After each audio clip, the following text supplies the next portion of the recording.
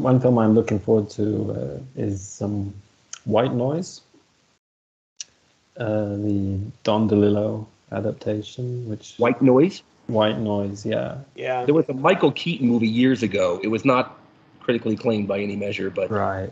Yeah, I know that one, but it's not that. No, it's nothing to do with that. But White Noise is a very funny novel, which was published in 1985. DeLillo's kind of a breakthrough novel for DeLillo, and it's about a professor, a kind of sort of provincial professor in America, called Jack Gladney, and he's the professor of Hitler studies, which is a discipline that he invented. a little on the nose. Right, yeah.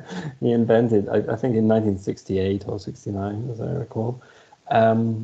But he has a little dirty secret in that he doesn't speak German, Jack. And so he's about to kind of speak at a conference in Germany, and he has to he's trying to learn how to pronounce German words. He doesn't really care about the meaning. He just wants to kind of pull off a successful kind of simulation of delivering a German speech. But anyway, that's kind of like a subplot in the novel of him trying to master German pronunciation. And he's got a wife. It's called Babette, kind of odd name, and they've got a bunch of children. I think it's like 5, as I recall, but all these children are from previous marriages. So, and it's a comic novel, really, but it's not unserious. It does have some serious things to say, and one of the interesting things about it was that the key plot point in the novel is a so-called airborne toxic event, as I recall it was described, where there's a kind of a gas leak, and there has to be an evacuation of the town. And DeLillo it helped him kind of get headlines, I suppose, because just a month earlier in India, I think this place called Bhopal, there was a terrible gas leak there, which killed thousands of people. So DeLillo had kind of caught this. He was just fortunate in a way that he caught this rather timely event in his novel. He happened to just sort of predict it in a sense. And the novel is kind of about, I suppose, about fear, about all kinds of fears of late 20th century life, of things which may be in the atmosphere, which may be in your food, things which may happen to you by various means. Maybe you don't even know how they might happen to you. Yeah. And it's kind of about that sort of paranoia, but it dealt with in a kind of a comic way, really. Yeah, that reminds me of a discussion that Geoff and I had with this writer Amina Malanic about a movie called Safe from the 90s. It sort of foreshadowed in a weird way the kind of epidemiology politics that we're getting used to in the early 2020s, the pandemic. And Julianne Moore was in it, and she played something of a neurotic shut-in who was concerned about things she might breathe and toxins and whatnot. Yeah, here, I mean, in White Noise, it's really quite hilarious. I reread it during the pandemic just because I realized it was an appropriate thing to do, and it's the toxic airborne event. It's extremely funny. I guess my worry about I haven't seen the film. Is it out yet? I don't know, but there's something about I'm worried about what they're going to do in terms of visualizing the toxic airborne event, because it's really masterfully done how you have this kind of bizarre, thing just kind of like pulsating in the sky. It's just sort of up there, and I'm just wondering how that will translate or not translate to film. Um, but it is a absolutely phenomenal novel. Yeah, and it's kind of it's funny because DeLillo has written novels which are very different as well. I finished Mao 2 a couple of weeks ago, and that's not a comic novel at all, really. Did you say Mao? Mao, yeah, as in Chairman Mao, yeah. Yeah, so Mao 2 and it's not really a comic novel at all. It does have a few funny moments in it, but the tone is very different. I'm not sure how many out and out, comic novels DeLillo has written, because most of his more recent stuff seems to be kind of just straight, sort of literary fiction. But he certainly has a talent for humor when he wants to use it. But yeah, if you want to read DeLillo, if you want to get into him, then White Noise is a good place to start, definitely. Cool. Is this a contemporary writer, or does he go pretty far back, or? He's pretty old now. He's old. Yeah. Yeah. I think his first novels came out in the 70s, maybe late 70s. But his biggest thing was Underworld, which was 98, 99. Mm-hmm. Yeah, it's kind of late 90s, wasn't it? Yeah. And it's that one is phenomenal as well in my view. It's not like a Philistine, but it did that in any way inspire all of those movies with Mila Jovovich? Not that I'm aware of. You might have seen Cosmopolis. Yeah, that was based on. I didn't see that, but I know it was Cronenberg directed. Right? Yeah, exactly. I was curious. Did you both see Crimes of the Future? I didn't. I almost saw that instead of Top Gun Maverick, but I just couldn't resist the social wave. I had to go. Mm-hmm. Yeah, I haven't seen it yet. Like to watch it though. I've heard very little about it though since it was out, which doesn't bode well. I thought it was good. I wrote about it in Compact, and I actually connected it to Top Gun Maverick. So, as well as I saw within a period of a week or two, Top Gun Maverick, Jurassic World, the most recent one, and Crimes of the Future. So I wrote mostly about Crimes of the Future, but I kind of connected the three of them. I think Jurassic World obviously being the worst of the three. It just kind of I actually thought Jurassic World started off with kind of an interesting premise where the dinosaurs now are just part of the background. Exactly. Yeah. Right. yeah. I agree. Right. They just sort of stuck with that. Right. I agree. There is something to that where in a way, the dinosaurs are no longer sort of the main plot points at all. They're just kind of around, and sometimes they should turn up in the middle of something else. Then they'll be like, let's say a kind of a political drama about granting the dinosaurs rights, and then some kind of radical dinosaur liberationists somehow. I as I say that, I feel like the movie actually did, or the franchise so far is involved a good deal of that, but I can't. Yeah, well, there's sort of the illegal trade in them, and then there's this sort of dinosaur habitat, habitat in the Alps where a lot of them live, and it's there's the scene where they're like at some sort of black market site in North Africa or whatever, where they're trading illegal dinosaur babies or something. It's definitely like I wasn't bored by it, but it's it feels much more like, I mean, I don't know. I have this, the original Jurassic, I've said this once or twice, but my reading of the whole Jurassic Park world franchise is sort of that is a very Baudrillardian one, right? Because it's that the real function of the dinosaurs is to much like Disneyland is fake to make us think that America is real.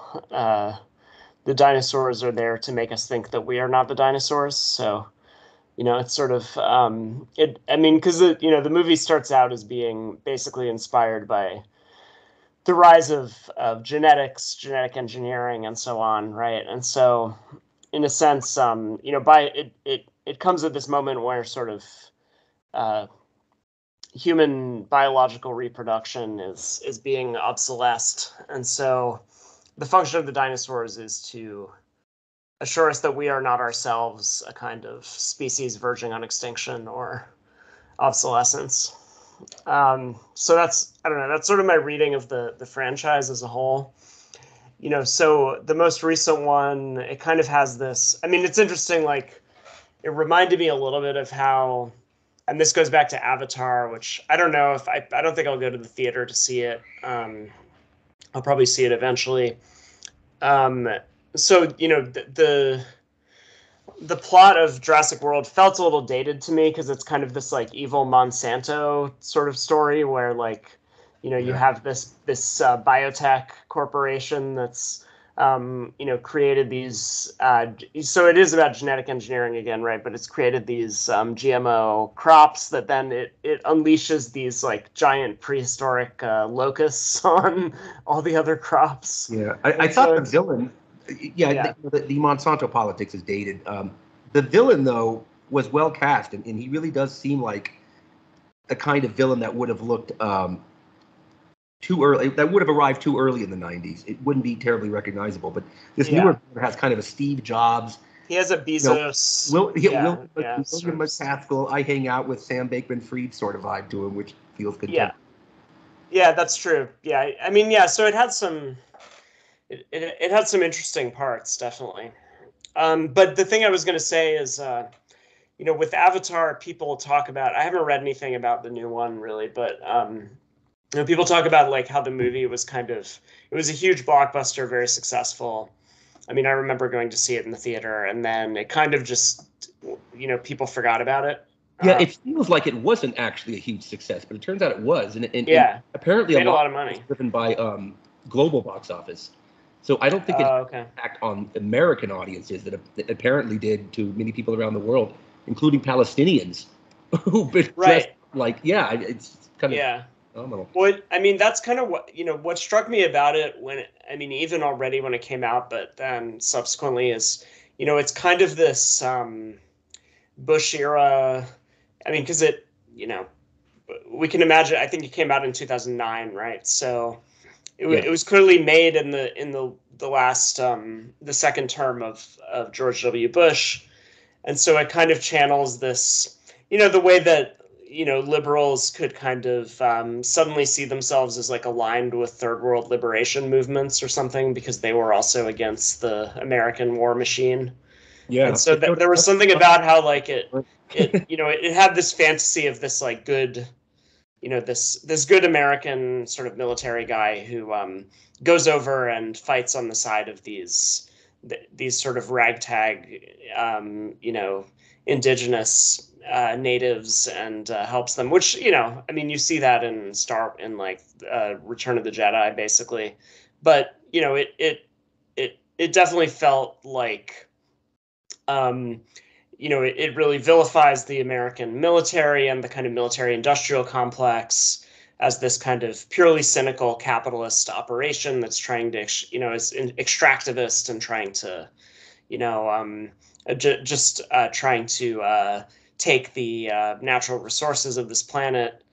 And so it very much felt like it channeled this kind of Bush-era liberalism that, then sort of becomes obsolete already in the first Obama term because first of all, you have the financial crisis. So suddenly people aren't thinking about foreign wars as much. And second of all, everybody got out and voted to elect Obama, and then basically he just kept the wars going anyway and held on to and even expanded the whole national security apparatus. So like the whole message kind of lost its natural constituency, right? It wasn't as kind of intuitive or easy to be like, to be inspired by this, freedom struggle of the colonized subjects of this beleaguered planet. And so it just, I think it's a good example of a movie that, expressed the zeitgeist of an era that ended right around the time that it came out. And then it just became this kind of odd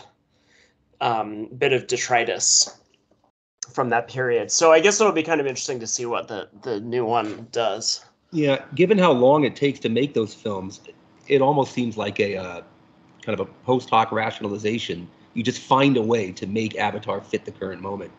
Of course, the first Avatar, I don't think it took longer than 10 years to make, so it did really cover that entire George W. Bush period. This one was created across Trump's tenure, I suppose. So, but whatever it looks like, I'll find some way to graft it onto the political moment and say that it just makes a lot of sense. It looked like the first one was very forest heavy as far as where kind of scenery, what kind of locale. So if I had to graft it onto real geopolitics, I'd say it looks like the Congo or something, and they were going after some kind of mineral too, which sort of makes that sound plausible. The new one looks like it's based in Sri Lanka or something. Maybe it'll have like a Tamil Tigers sort of tie-in that I can try to sniff out.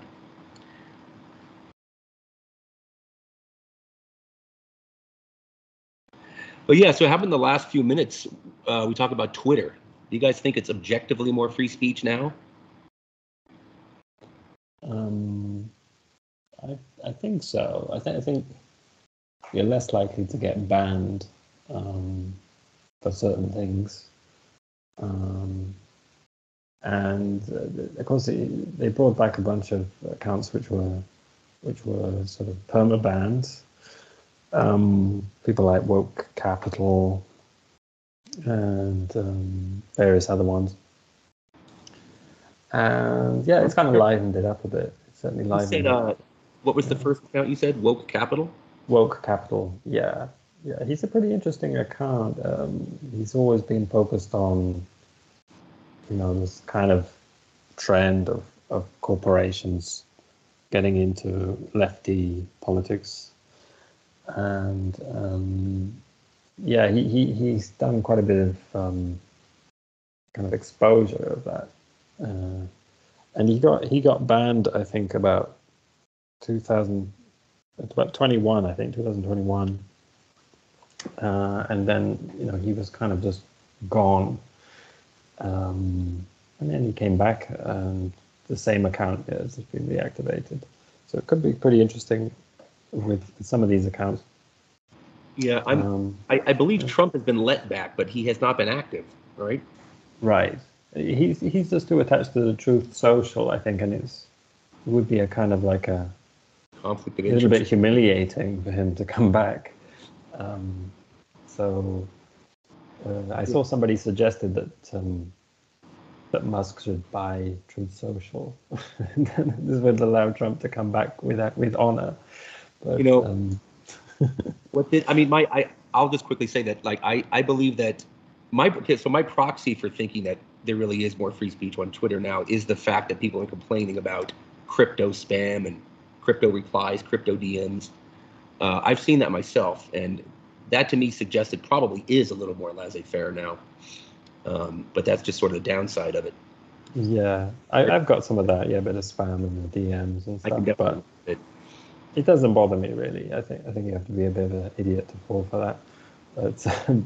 But this thing is, very illustrative of just what a difference, elites can make. You need to get the elites on your side. Just moving them around on a chessboard really can make a big difference. It's sad but true.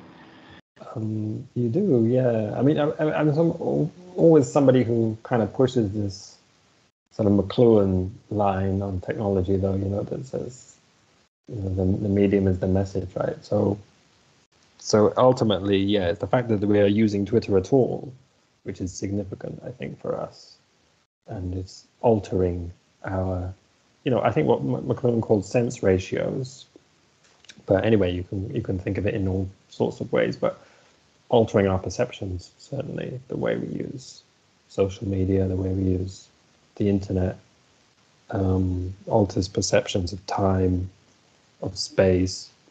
It does do these things, and the fact that Musk is in charge is not as significant as that, really, I think, as the fact that we are all using these tools.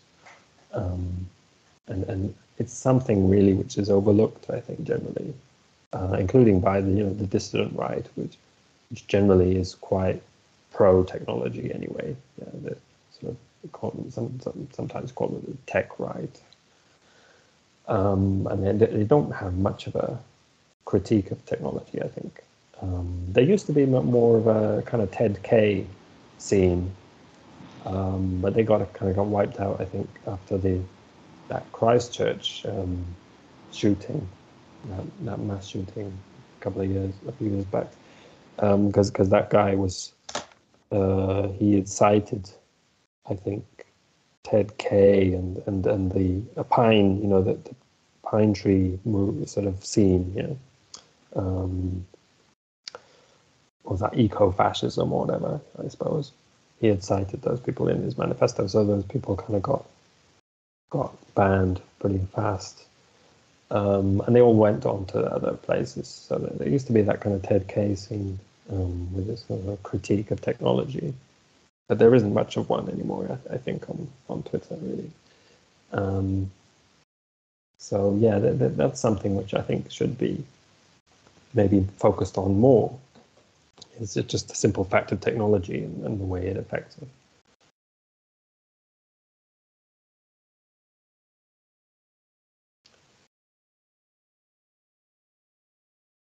This, of course, was also a Baudrillard theme, and Baudrillard was generally quite negative about technology. Same with Rio, I think, Paul Rio.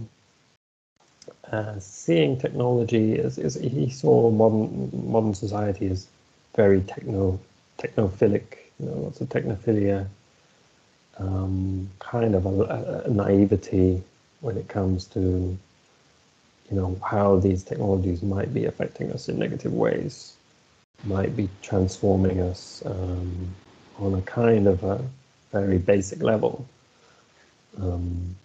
which I think McLuhan kind of started that in a way, or popularized that whole line of inquiry, really, which Rio continued, and also Friedrich Kittler continued, especially in the sort of with Rio as well, especially with the military angle, looking at the way military technologies kind of filter into civilian life and affect us and change us. I think all this kind of stuff is not part of the so-called dissident scene, really. It's not really part of the consciousness. True, yeah. Some of the most anti-woke people are also fairly glibly pro-technology, and they really do sort of idolize Musk. And everything is involved in, yeah. Yeah, which is interesting given his, certain degree of commitment to transhumanism. Certainly the most creepy of his. I have sort of a mixed view of him. I guess my thought of my thought about Musk, and Thiel, I have very different, and too extensive thoughts to go on about here, but. There are these people who've been kind of identified as like the reactionary oligarchs or whatever, basically Musk, Thiel, Mark Andreessen, and a few others, Balaji. And I think what's interesting about these people is that they're regarded with such like horror and dismay by the liberal intelligentsia, but in a sense, they're really the only they're the only people who seem to want to embody this kind and kind of enact this like classic sort of bourgeois destiny of being these sort of architects of like progress and of like genuine, explosive sort of growth and change, right? They really have this, or they're perhaps in a sort of LARPy way, or like, I mean, I think sometimes definitely in a LARPy way, are trying to kind of embody this figure of, in a certain sense, the progressive sort of bourgeois oligarch, right? Because they're trying to, the thing that they all believe in is like building and dynamism and growth and that, I mean, for different reasons, right? And they may have different rationales for this, but it's quite interesting to me that, at a time when basically and this goes back to kind of the Ted Kaczynski point. I mean, I guess what's kind of interesting to me about that is like, when I wrote this long piece about Ivan Illich, this is kind of the note I concluded on. My friend Emmett Penny wrote something about Lasch that kind of touched on his certain affection for sort of degrowth ideas in his later career. And I think that the thing that struck both me and Emmett was, figures like Lasch and Illich, who were these kind of dissident, I mean, somewhat politically difficult to localize figures, but they were, generally highly suspicious of the rhetoric of progress, kind of sympathetic to localism, concerned about technology, and, not to the same degree as Uncle Ted, but, within the same kind of general ballpark. And, what's interesting to me today is that, basically the kind of dominant mood of the oligarchy itself is like, inject Greta Thunberg straight into my veins, like, castigate me for my sins against the earth and tell me why we have to like reduce the human population and drastically shrink our carbon emissions in the next 10 years or we're all going to die. So what's interesting to me is that in a sense you could argue the kind of dominant tone of the like World Economic Forum adjacent sort of Davos man oligarchy is this in a way quite reactionary position, right? Which is that progress is a dead end. We need to give up on it, and there are obviously cynical reasons why they might claim this, while not necessarily entirely believing it. But the clear kind of affection for this like Greta Thunberg that all of them wanted to be, sort of preached at by Greta Thunberg. All of them, want to make these statements about how we need to prioritize things other than growth. And so there's something odd about the fact that it's actually these, and an interesting reversal that it's these reactionary oligarchs, so-called, who are, kind of taking up this classic bourgeois mantle of like, what we need to do is propel growth and progress at all costs, or at any cost. And then the sort of dominant mood among the sort of liberal or progressive factions of the oligarchy is actually this kind of gloomy, pessimistic degrowth mindset, of the sort that like when, we had the 8 billionth human being born last month, it was like, the dominant mood in the sort of liberal press was, this is a catastrophe, like, this is terrible. It just shows us that we're all fucked. And so I don't know. There's something odd about that reversal to me that I'd like to write about at some point. Just that these so-called reactionaries are the only ones who actually have this basic kind of bourgeois industrial capitalist orientation, which is where. If you just think of like Marx's description in the Communist Manifesto of like what the bourgeoisie is like, the only people who seem to want to embody that are like, these people are supposedly reactionaries, right? Yeah. Elon Musk is an electric vehicle guy. I mean, that was his claim to fame. I know he's been doing other stuff, but circa 2000, Elon Musk was in the position that these kind of Davos Forum degrowth people are at now. He was, that was the toast of the town. That was the dominant paradigm way to approach the world. That was the age of everyone getting on board the Google bus and getting off the freeway. But still, those are still too extractive, too 19th century robber baron for where the zeitgeist is at now. And I think that's kind of interesting. Even an electric vehicle magnate like himself, like Musk, is, representative of some kind of old, Hearst Standard Oil type of empire, oddly. Yeah, I must say I'm completely out of sympathy with the likes of Just Stop Oil. I think I used to be more sympathetic to the sort of climate activism. I do think climate change is a problem. I believe it's real, and we should be doing something about it. But it seems to me, that Just Stop Oil, their stance. I said something interesting. I thought I identified something I thought was interesting.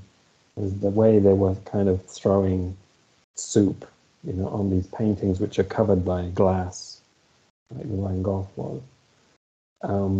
So it's more like a kind of simulation of iconoclasm. It's not real iconoclasm, because they're not really destroying anything. They're just creating the appearance of destroying. Yeah, what is the importance of going after pieces of art? I would think sabotaging certain facilities or something. Now I know that comes with a heavier cost. It's much more punitive if you were to actually do something like that. But is there some kind of symbolic importance to going after European art to express your dismay with lack of progress on climate change? What's the link? I think it's just a bid for attention, really, and it's shock tactics. But the shock doesn't work once you know that it's behind glass, right? And you get the impression, I got the impression that the galleries were in on it. That they are collaborating. Yeah. When they are in fact funded by, or one of their sources of funding seems to be the heiress of the Getty fortune, which of course is an oil fortune, and a major donor to the arts, patron of the arts, and buyer of art. So I've generally wondered if there's some sort of inside job there too. In terms of the targeting, I think it tells you something about, I think they're trying to figure out what is considered sacrosanct, right? What can you, as we saw in 2020, there are all these things you can vandalize and people actually don't really care that much. These old statues and stuff, no big deal. So I think that, there was kind of a strategic consideration here of what do people actually consider sacrosanct. And I'm a little like I'm impatient with some of the responses to. So I think they're idiots, and I think their cause is horrendous and like anti-human, and I don't like them at all. But I'm a little impatient with just the kind of knee-jerk, like, I don't know, basic bitch humanism of a lot of the response, because I guess whatever. Like I go to museums and I enjoy art exhibits and things like that, but I'm suspicious of the reverence towards the kind of master works of art. I'm very partial to John Berger's ways of seeing, and I think he does a very good job of kind of deconstructing this in the first episode, which I highly recommend to anybody. It's on YouTube. Of deconstructing the attitude, the reverent attitude that sort of the museum trains us to have towards art, and the way that this is a kind of, it's a false version of the, and it's a kind of it's a simulacrum of the sacred, right? And he's coming through sort of Benjamin's work of art in the age of mechanical reproduction and thinking about how essentially a great deal of this art was originally sort of literally sacred, was housed inside churches and things like that. But, once it's extracted from that environment, it becomes this sort of cult of, it becomes this kind of watered down, cult of art that I think there are reasons to be suspicious of. And so like, I find myself a little bit, I have like zero sympathy for these protesters, but I also find the kind of the typical response to it kind of annoying, because I don't I just find the idea that we should just have this kind of mindless. I mean, and I'm, I actually like when I was teaching undergraduates, I spent many classes, even though I was basically teaching like a lot of the time I was teaching like just sort of first year writing, but I spent many classes just making them look at like Holbein and Velasquez and Rembrandt and painters like that. And I, deeply love looking at and thinking about those works. But at the same time, I find this kind of reverence, this kind of pseudo-religious reverence towards the works that make up kind of the tourist circuit, just a bit. It seems very weak, and I think that's that's sort of also part of what all this is about. It's sort of testing the limits of that, which is I think already quite attenuated and quite sort of shallow, and so. I think what's kind of interesting about it as a moment, even though I think that, I like totally detest the people doing it, is that, it puts to the test this kind of vague, undefinable reverence that is held for these works of art, which has become kind of disconnected from anything. And, the other thing I'd say about that's kind of interesting is like, I think it does also set apart, they're targeting the kind of most popular, the works that are most popular just among like the normie museum goer, like tourist. And so in a sense, this is another way that I think they're aligned with the art establishment, which, is actually itself invested in this much more, equally shallow kind of iconoclasm, right? Where, if you go to the Whitney Biennial or things like that, basically all the work is it's not trying to be beautiful. It's not trying to be skilled. It's trying to, make gestures very similar to the ones these activists are making, right? So I think the gestures of these activists are very similar to those of many of the contemporary artists who are most rewarded by the art system as it currently exists. And so they're targeting this kind of residual stock of representational masterworks that I think honestly nobody quite knows what to do with. People go through the motions of going to see them because they sort of vaguely think it's important. People get a certain, that they're generally interesting to look at, so there's that.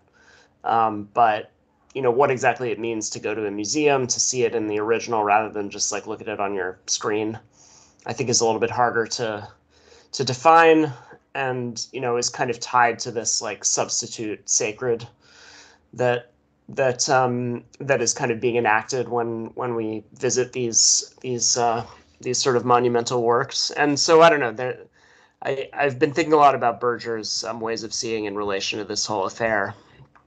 Which begins with him. It's obviously fake, but it actually begins with him cutting out a piece of a painting in the National Gallery, and so it's a very rich thing to go back to think about this whole strange episode that I suppose is still unfolding and will continue to.